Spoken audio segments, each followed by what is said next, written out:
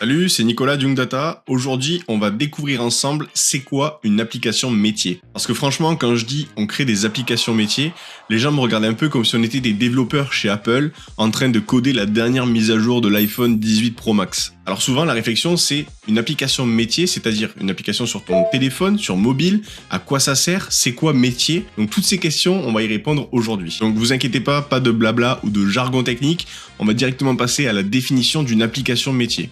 En soi, c'est tout simplement une application qui est créée pour répondre à un besoin dans une entreprise. Donc ça va pas être une application grand public comme Facebook ou Instagram, mais plus une application qui va répondre à un besoin du quotidien. Par exemple, une application qu'on va créer pour un service RH d'une entreprise, peut-être qu'il y a du mal à gérer tout ce qui est onboarding de nouvelles recrues, ou peut-être pourquoi pas de gérer les fiches de paye, les envois au niveau des salaires. Ça peut être aussi pour des équipes de QHSE, par exemple pour le service qualité d'une entreprise, qui généralement est sur des vieux fichiers Excel avec 50 onglets d'ouvert, des données, des colonnes un peu partout, on s'y perd, on n'arrive pas trop à retrouver l'information, et là, typiquement, de pouvoir tout regrouper sur une seule et même application, de tout centraliser, c'est beaucoup plus simple. Et bien sûr, ça ne concerne pas que les grosses entreprises, ça peut concerner aussi les TPE, les PME. On peut retrouver aussi, pourquoi pas, une application métier pour un artisan qui est par exemple chez un client en train de faire un devis pour, je sais pas, peut-être faire une charpente ou une terrasse. Il va devoir du coup noter tout ce que le client a comme besoin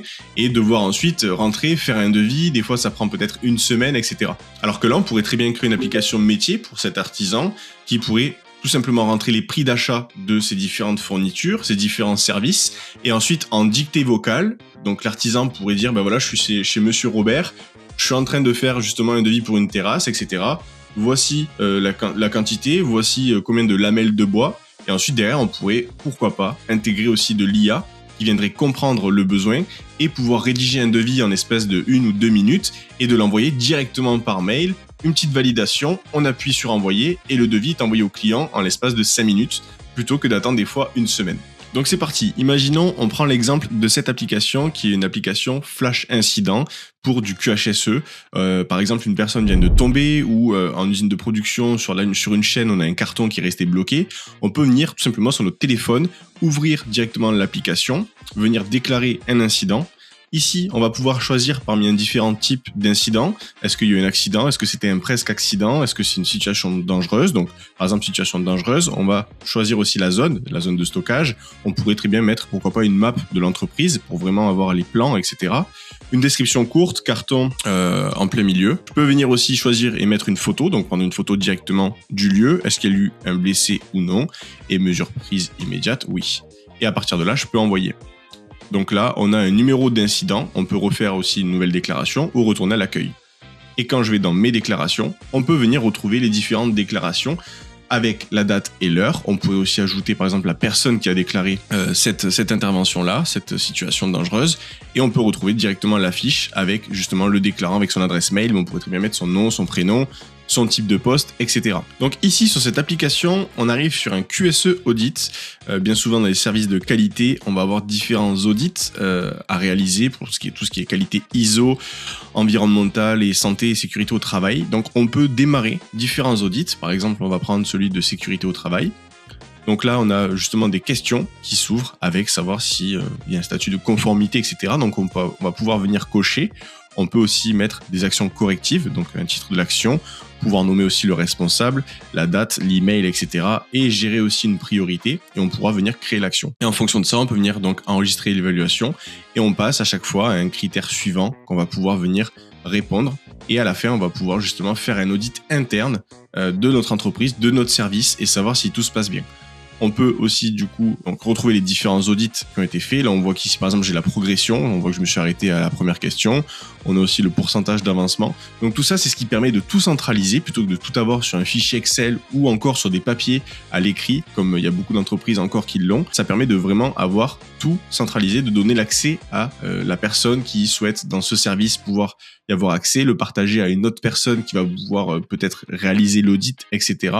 On peut retrouver aussi les différentes non-conformités et les axes de progrès.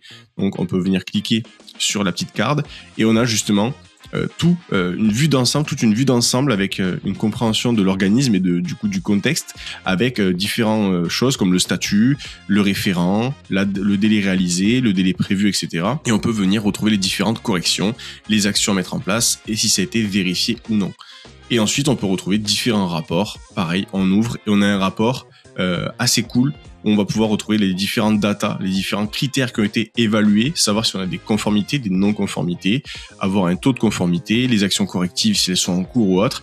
Et du coup, tout est centralisé sur la même application plutôt que d'aller chercher encore une fois dans plein d'onglets ou plein de dossiers différents. Et bien évidemment, si on a envie ensuite de partager cet audit, pour être rapide et réactif, on peut aussi l'envoyer par mail directement en saisissant juste ici l'email du destinataire. Et je vous présente une petite dernière application, un planning des chantiers. On en revient un petit peu à l'exemple de l'artisan. Imaginons qu'il a 3 équipes et peut-être 10 personnes dans ces équipes-là. On va pouvoir venir affilier justement un chantier, par exemple résidence des Lilas, comme il y avait sur l'exemple, avec Kevin, Damien et Gérard. Voilà. On ajoute.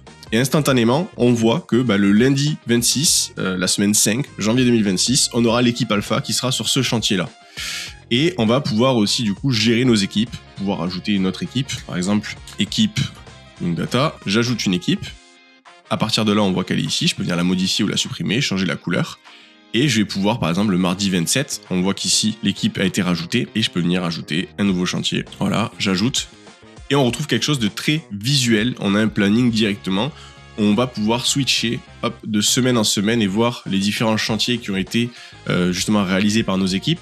Et ça, c'est vrai qu'on a beaucoup de retours sur des artisans qui ne pensent pas pouvoir se digitaliser, qui vont rester sur des fichiers Excel ou sur des coups de téléphone et des échanges SMS, alors qu'une propre application comme celle-ci, par exemple, très simple à mettre en place, pourrait justement faciliter la tâche et éviter de se perdre et d'être en retard des fois sur certains chantiers. Donc maintenant, je sais que certains vont me dire « Oui, mais Nicolas, t'es bien beau. Nous, on est une entreprise de 10 personnes.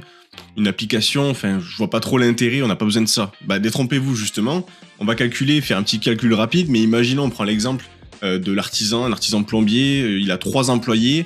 Combien de temps par semaine il passe à gérer les plannings, gérer les interventions, faire les devis, faire les factures clients, etc. Je dirais probablement 5 à 10 heures. Du temps où cet artisan pourrait aller justement chercher de nouveaux clients, etc.